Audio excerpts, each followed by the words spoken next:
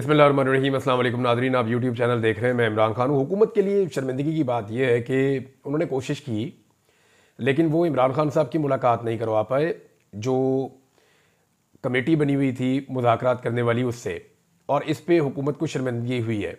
यानी कमेटी के सामने उन्होंने बड़के मारी कि जनाब आपको हम बुला देंगे इमरान खान साहब से, आप बेफिक्र हो जाएँ, चीज़ें अब ट्रैक पे आ गई हैं, लेकिन वो नहीं मिलवा पाए। और उस पर अब हुकूमती कमेटी को शर्मिंदगी भी है। अब अगली जब मुलाकात होगी तो वहाँ पे हुकूमती कमेटी बेबसी के अलावा किसी और चीज़ का इजहार कर नहीं सकती।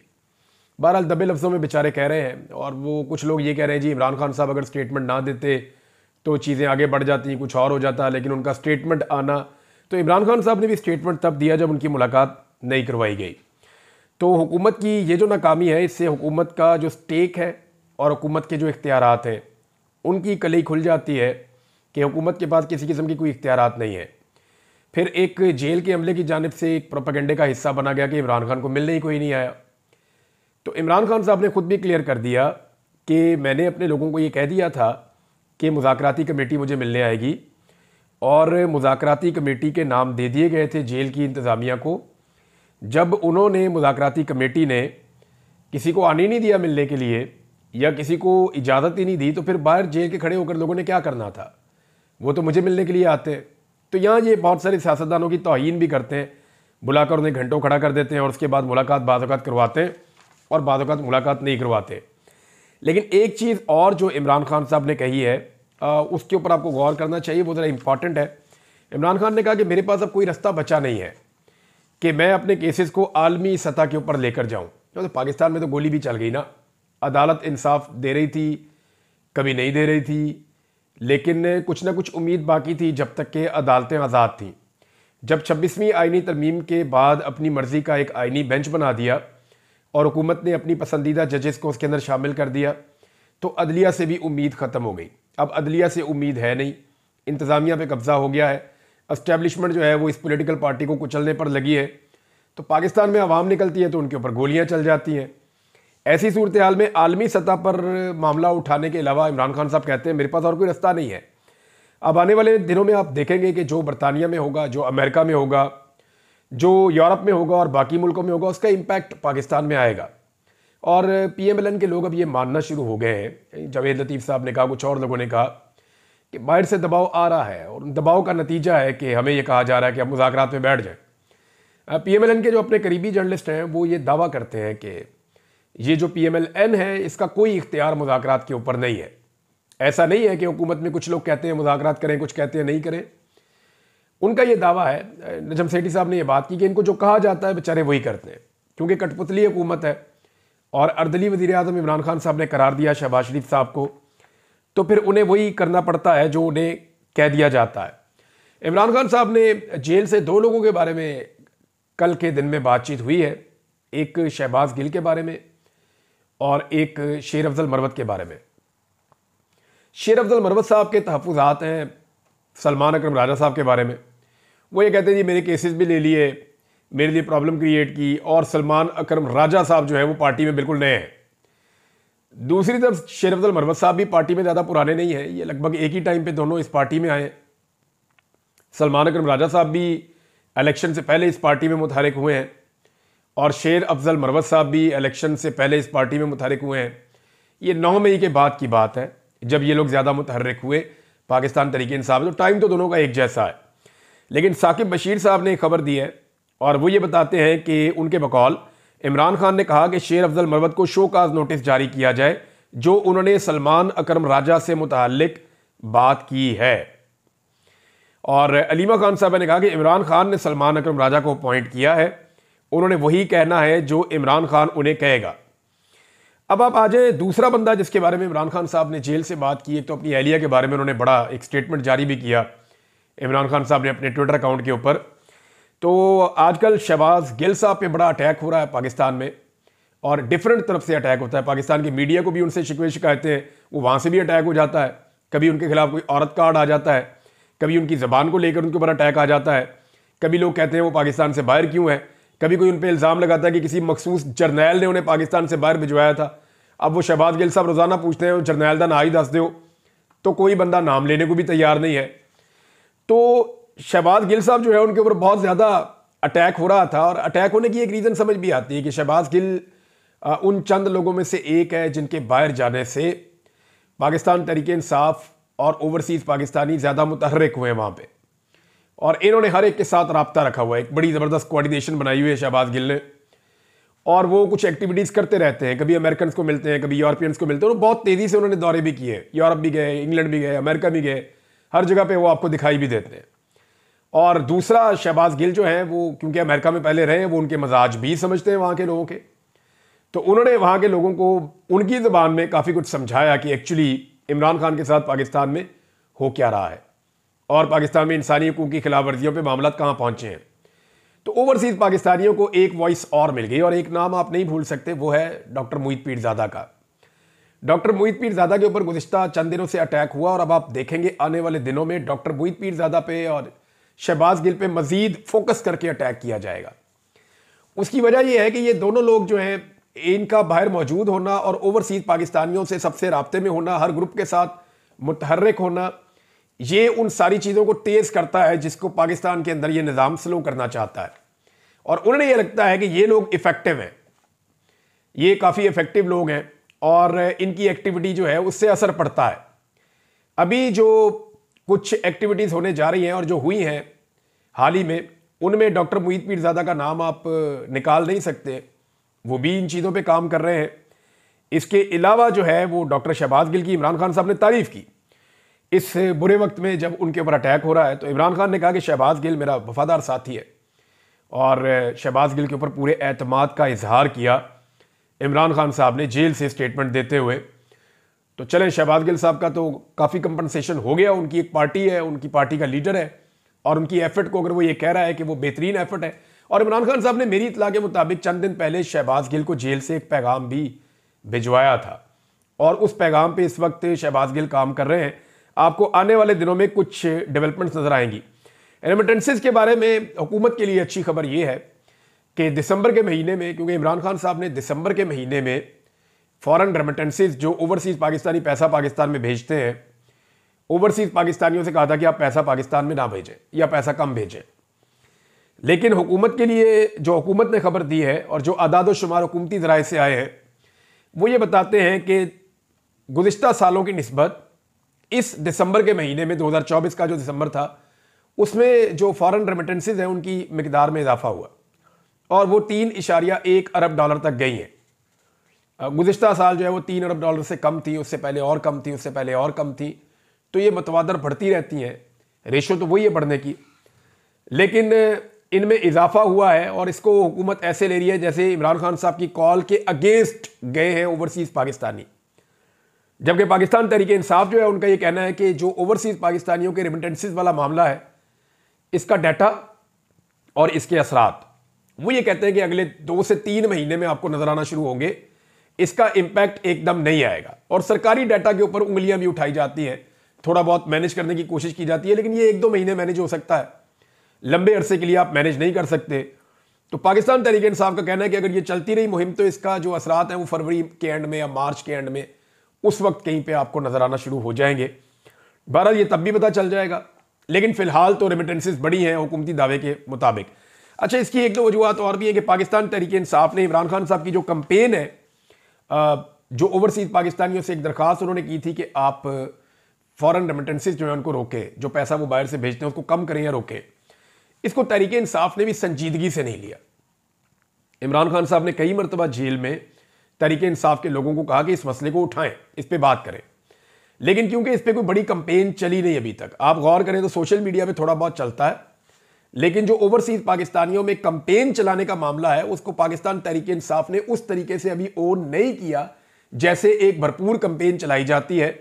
बज़ाहिर ऐसा दिखाई देता है कि पाकिस्तान तहरीक इंसाफ ने इन मुज़ाकरात से ज़्यादा उम्मीदें बांध ली थी, हालांकि इन मुज़ाकरात में सिर्फ टाइम गेन किया गया है हुकूमत की जानिब से।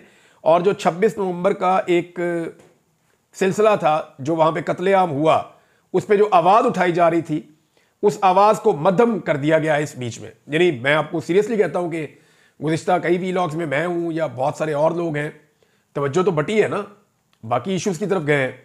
वो जो गोली क्यों चलाई थी, 26 नवंबर का कत्लेआम, लाशें कहाँ पे गई, या लापता अफराद जो हैं वो किधर हैं, उनकी तस्वीरें किधर हैं, उनके नाम क्या हैं, उनकी फैमिलीज़ किधर हैं, उनकी फैमिलीज़ के इंटरव्यूज़ क्यों नहीं आ रहे, FIR क्यों नहीं हो रही, CCTV फुटेज कहाँ पे है, अस्पतालों का रिकॉर्ड कहाँ पे है, अस्पतालों की CCTV फुटेज कहाँ पे है। तो ये सारा डाटा और इन चीज़ों के ऊपर काम नहीं हो रहा था। तो ये हुकूमत उसको टोन डाउन करने में कामयाब तो हुई है, ये आपको मानना पड़ेगा। अब पाकिस्तान तहरीक इंसाफ या तो ओवरसीज पाकिस्तानियों के हवाले से इस कंपेन को सीरियस लेगी या फिर ये मामला जो है वो ऐसे ही लटका रहेगा। फौजी अदालतों के हवाले से नाजरीन बहुत अजीबोगरीब सवाल पैदा होना शुरू हो गए हैं। एक सवाल उठाया गया अदालत में कि जो ऑफिसर फौज का ट्रायल को चलाता है वो ऑफिसर खुद से फैसला नहीं देता। ये देखें कैसी अजीब बात है, यानी जो जज केस सुनता है वही जज फैसला देता है ना। ये तो नहीं होता कि जो जज केस सुन रहा है वो बड़े जज को केस सुनने के बाद बता देगा जी मैंने ये सुना है, तो बड़ा जज घर बैठ के फैसला दे देगा या किसी और दफ्तर में बैठ के फैसला दे देगा। ऐसा होता नहीं है, हर काजी को मुकदमा खुद सुनना पड़ता है फैसला करने के लिए। लेकिन यहां पे जो है वो ये बताया गया कि जो ऑफिसर ट्रायल चलाता है वो खुद नहीं बड़े अफसर को भेजता है और बड़ा अफसर फैसला करता है। जो केस को सुने ना वो केस का फैसला कैसे कर सकता है। ये बात भी आईनी बेंच में उठाएगी, लेकिन आईनी बेंच जिन लोगों पर मुश्तमिल है ये पसंदीदा जजेस हैं और काजी फायद ईसा के बहुत करीब थे, और ये जजेस फैसला तकरीबन वही देंगे जो काजी फायद ईसा चाहेंगे या जो काजी फायद ईसा साहब के हमायती हैं वो चाहेंगे, ये फैसला तकरीबन वैसा ही देंगे। बल्कि कुछ जो रिपोर्टर हैं वो ये रिपोर्ट कर रहे हैं और वो खुलकर ये बात अब बता रहे हैं कि जस्टिस अमीनुद्दीन खान साहब जो इस बेंच के आईनी बेंच के सरबराह जिनको बनाया गया है, जिन्होंने अपने आप को खुद ही वोट दे दिया था, उनके बारे में बता रहे हैं कि ये बिल्कुल काजी फायद ईसा की तरह अदालत चला रहे हैं। यानी जब भी कोई मामले में फंस जाते हैं मिलिट्री कोर्ट वाले या उनके वकील, तो जस्टिस अमीनुद्दीन उनको रेस्क्यू करते हैं, जैसे काजी फायद ईसा साहब इलेक्शन कमीशन को रेस्क्यू किया करते थे, आपको याद होगा। तो वो कह रहे हैं बिल्कुल हमें एक झलक नजर आती है काजी फायद ईसा की जस्टिस अमीनुद्दीन खान साहब में। और हफीजुल्लाह न्याजी साहब ने भी शिकवा किया कि जी मेरी अपनी अदालत में उन्होंने तौहीन की है, मैं उम्र में भी उनसे बड़ा हूं और मैं जुल्म का शिकार हो रहा हूं जो उनके बेटे के साथ हो रहा है। बहरहाल एक स्टेटमेंट मुझे, क्योंकि मैंने नाम ले लिया हफीजुल्लाह न्याजी साहब का, तो उनको एक स्टेटमेंट है लेकिन उस पर मैं बाद में आता हूं।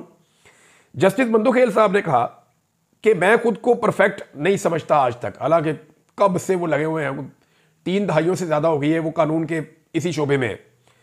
वो ये कहते हैं कि फौजी अफसर कैसे इतनी सख्त सजा दे सकता है जब मैं खुद अपने आप को परफेक्ट नहीं समझता। 4थी दहाई उनकी चल रही है। तो अब मामला एक और भी उठा है कि त्यारा साजिश केस नवाज शरीफ साहब का, आर्मी चीफ को हवा में टांग दिया था, वो तो फौजी अदालत में नहीं चला। जो महरान का जो एयरबेस का केस था जहां पे इतना पाकिस्तान का नुकसान हुआ, वो भी फौजी अदालत में नहीं चला। फिर इस तरह जो GHQ के ऊपर एक अटैक हुआ था जिसमें फौजी शहीद भी हुए थे, अंदर तक अटैक हो गया था, उसमें भी कोई फौजी अदालतों में केस नहीं चला। तो ये केसेस जो सिविलियंस के हैं ये फौजी अदालतों में कैसे चल सकते हैं। हफीजुल्लाह न्याजी साहब ने जो स्टेटमेंट दिया ये बड़ा इंटरेस्टिंग है और इसके ऊपर मुझे जरूर बात करनी है, क्योंकि हफीजुल्लाह न्याजी साहब ने बात तो ठीक की है लेकिन वो सिर्फ तस्वीर का एक रुख देख रहे हैं, दूसरा रुख वो देखना नहीं चाहते। हफीजुल्लाह न्याजी साहब ने नवाज शरीफ की सियासत तबाह करने पर इमरान खान से माफी मांगने का मुतालबा कर दिया। उन्होंने कहा कि इमरान खान को पता नहीं उन्होंने नवाज शरीफ के साथ क्या कर दिया है। नून लीग की सियासत टके टोकरी हो गई है।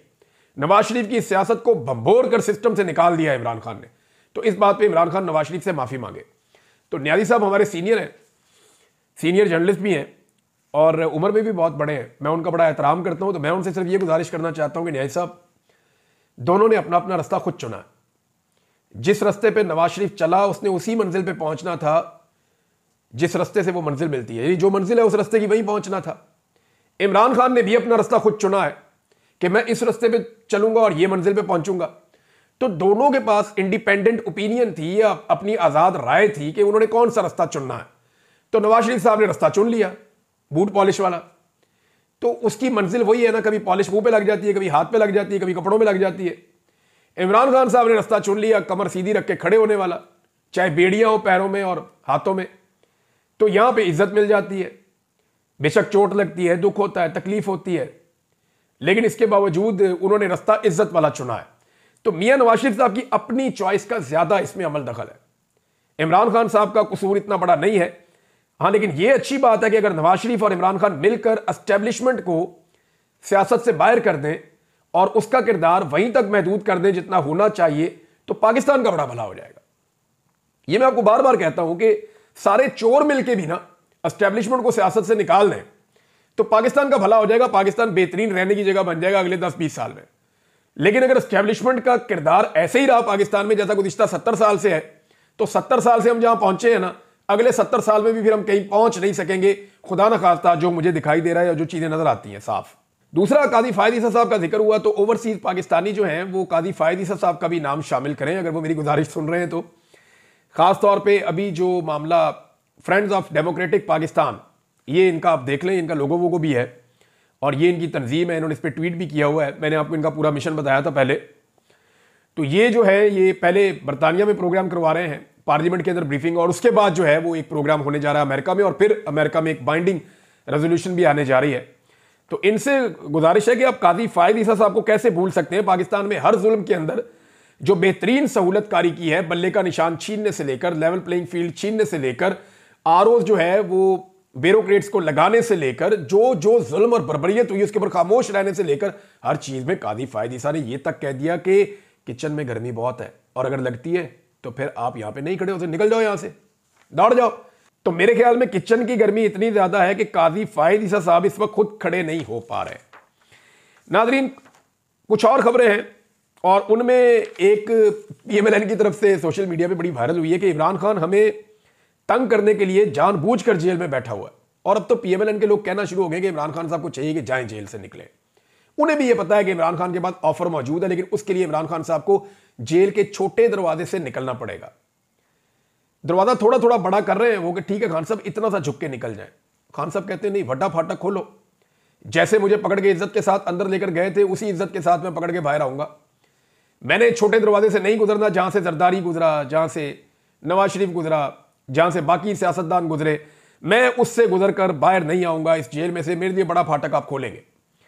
तो अब पीएमएलएन के लोग जो तकरीबन मिन्नत तरले पे भी आ गए हैं और इमरान खान साहब कह रहे हैं कि मेरे पास अब बाहर जाने के अलावा, आलमी सतह पर अपने केसेस उठाने के अलावा कोई रास्ता नहीं बचा। और आप आने वाले दिनों में इमरान खान साहब के कुछ आर्टिकल भी छपते हुए देखेंगे, आपको इंटरनेशनल मीडिया में इमरान खान की वॉइस भी सुनाई देगी। एक खबर और आई है नाज़रीन, और खबर यह आई है कि मुत्तहिदा अरब अमारात को शिकार खेलने के लिए और महल्लात के लिए 14,000 कनाल अराजी अता कर दी गई है। इन 14,569 कनाल अराजी उन्हें दी गई है हुकूमत पंजाब की जानिब से, और सालाना इसके ऊपर जो पैसा मिलेगा लीज पे वो मिलेगा जी 54,536 रुपए। यानी 54,536 रुपए के एवज 14,569 कनाल अराजी सालाना दे दी गई है लीज पे, शिकार के लिए और महल्लात वगैरह और चीज़ें बनाने के लिए अपनी मुत्तहिदा अरब अमारात को ताल्लुकात बेहतर होंगे इससे। लेकिन मेरा एक सवाल है कि क्या 1,000 कनाल अराजी भी यूएई में या अबू धाबी में पाकिस्तान को या पाकिस्तानियों को मिल सकती है? वैसे ही मेरा जहन में है कि सवाल मैं कर सकता हूं, सवाल तो कोई भी आपके दिमाग में आ सकता है, तो मैंने ये एक सवाल उठाया, खुद ही इसका जवाब सोच लीजिएगा। अब एक चीज़ और है कि जो अमेरिका में आग लगी है, क्योंकि ये बहुत बड़ी खबर बनती जा रही है, एक तो डोनाल्ड ट्रंप को सज़ा हो गई है लेकिन उन्हें सज़ा सुनाई नहीं गई। यानी आपको अजीब लगेगा ये सुनने में, लेकिन मैं एज इट इज़ आपको बता देता हूं कि नौमुंतखब अमरीकी सदर डोनाल्ड ट्रंप पर जुर्म साबित हो गया मगर वो सज़ा से बच गए हैं। गैर मशरूत तौर पर उनको रिहा कर दिया गया है और ट्रंप को यानी अब सज़ा वज़ा कोई नहीं हुई, गैर मशरूत तौर पर वो रिहा हो गए हैं, लेकिन उनका जुर्म साबित हो गया है और ये अमेरिका की तारीख में पहला कन्विक्टेड प्रेसिडेंट भी होगा, ये भी दावा किया जा रहा है खबरों में। अब ट्रंप ने इसे सियासी इंतकामी कार्रवाई करार दिया है और जज को बदउनवान भी करार दिया है। ये पहले मैं आपको बता चुका हूं। लॉस एंजलिस में जो आग लगी है उसके हवाले से नाज़रीन, कैलिफोर्निया का जो एक बड़ा मशहूर एरिया है लॉस एंजलिस, वहां पे अचानक आग लगी है। उससे अब तक जो नुकसान हुआ मैं आपको बता देता हूं। 3 दिन हो गए हैं ये आग बुझाने में अमेरिका नाकाम हो रहा है।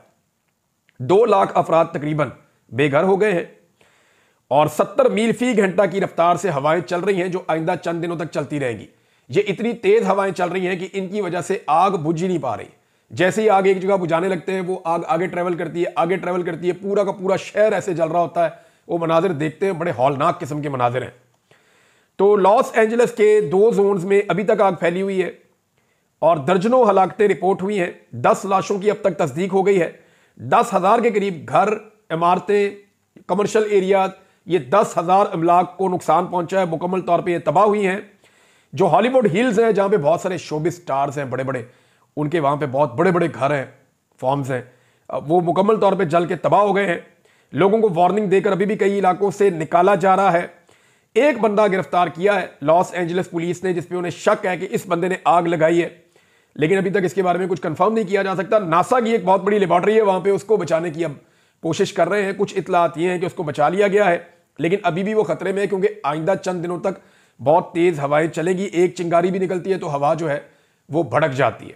नादरीन, एक खबर मैंने दी थी और वो खबर गलत थी। वो खबर एक्चुअली मैं नॉर्मली जब खबर देता हूं इस तरह की तो मैं रिपोर्टर का नाम ले लेता हूं, वहां पे मेरे से गलती हुई, मैंने रिपोर्टर का नाम नहीं लिया। तालिब फरीदी साहब के हवाले से एक खबर आई थी मेरे सामने। वो एक बड़े सीनियर रिपोर्टर हैं, मैं उनकी बड़ी कदर करता हूं। उनकी बहुत ज़बरदस्त कवरेज और बड़ी ज़बरदस्त खबरें उन्होंने ब्रेक की है। तो उनका नाम क्योंकि लिखा हुआ था तो मैंने खबर बगैर तस्दीक किए दे दी कि पाकिस्तान के अंदर जो है वो दफातर बंद हो रहे हैं कतर एयरलाइंस के, लेकिन उसकी तस्दीक नहीं हो सकी। उन्होंने तरदीद की है उनके दफातर पाकिस्तान में बंद नहीं हो रहे, लेकिन हाँ बहुत सारे और दफातर पाकिस्तान में इंटरनेट की बंदिश की वजह से बंद हो रहे हैं और कई मल्टीनेशनल कंपनियां पाकिस्तान छोड़कर जा रही हैं। ये ARY ने रिपोर्ट किया है। तो यहाँ पे वहाँ पे भी मुझे नाम लेना चाहिए था, तो मैं नाम नहीं ले पाया। तो इसलिए मैं बताना भी मेरी जिम्मेदारी थी कि मैं आपको बताऊं कि उन्होंने बताया कतर एयरवेज ने कि उन्होंने अपने वहाँ पे दफातर बंद नहीं किए। अब तक के लिए इतना ही। अपना ख्याल रखिएगा, अपने इस चैनल का भी। अल्लाह हाफिज़।